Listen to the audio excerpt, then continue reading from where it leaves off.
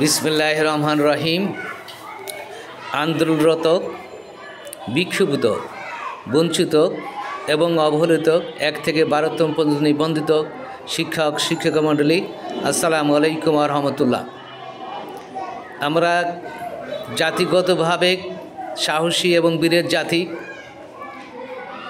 এই দিক দিয়ে আমরা বীরের ভূমিকা পালন করাই আমাদের একমাত্র কাম্য বলে আমি মনে করি। আন্দোলনরত, বঞ্চিত 1 থেকে 12তম পর্যন্ত শিক্ষক শিক্ষক মণ্ডলী যে আন্দোলন শুরু করেছেন, এই আন্দোলন ততক্ষণ পর্যন্ত চলবে যতক্ষণ পর্যন্ত না 1 থেকে 12তম পর্যন্ত নিবন্ধিত বৈধ শিক্ষক শিক্ষিকা মণ্ডলীদের চাকরিতে পদার্পণ করা না হয়। আমি বিশেষভাবে দেখতে পাচ্ছি যে এনটিআরসি একের পর এক সলচাতুরি করে এবং কৌশলে 1 থেকে 12তম পর্যন্ত বৈধ নিবন্ধন শিক্ষক শিক্ষিকা মণ্ডলীকে বাদ দেওয়ার পায়তারা চালাচ্ছে।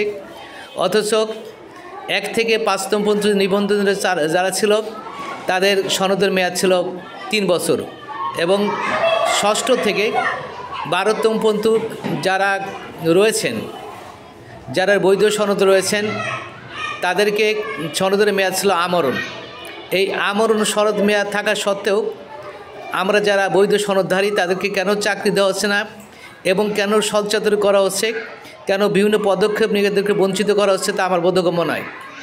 তাই আমরা যারা আজ আন্দোলন করছেন, দিন নেই রাত নেই, একের পর এক আন্দোলনে অসুস্থ হয়ে যাচ্ছেন, তাদেরকে আমি সুস্থতা কামনা করছি এবং আল্লাহর দরবারে দোয়া কামনা করি তারা যেন সুষ্ঠুভাবে আন্দোলন পরিচালনা করতে পারেন এবং তারা তাদের আন্দোলনকে আরও বেগবান করেন, যেন এনটিআরসি নামক যে কলঙ্কজনক একটা অধ্যায়, এনটিআরসি শিক্ষা প্রত্যয়নপত্র নিবন্ধনকারীদের যে প্রত্যয়নপত্র রয়েছে, যে সার্টিফিকেট যারা দেন, এই অবৈধ এনটিআরসি যেন আর না থাকে, আর জাতিগতভাবে যারা বৈধ সনদ পেয়েছে তারা যেন এবং কলঙ্কজনক অধ্যায়ের সূচনা করতে না পারে, সেদিকে আমি বিশেষ দৃষ্টি রাখছি।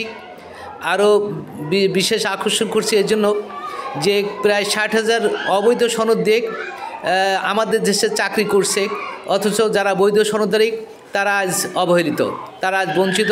তাদেরকে এমন অবস্থায় পৌঁছে নেওয়া হচ্ছে, তাদেরকে অর্থাৎ জীবন সাহায্যে অর্থাৎ প্রায় রিটায়ার্ডের কাছাকাছি চলে যাচ্ছে।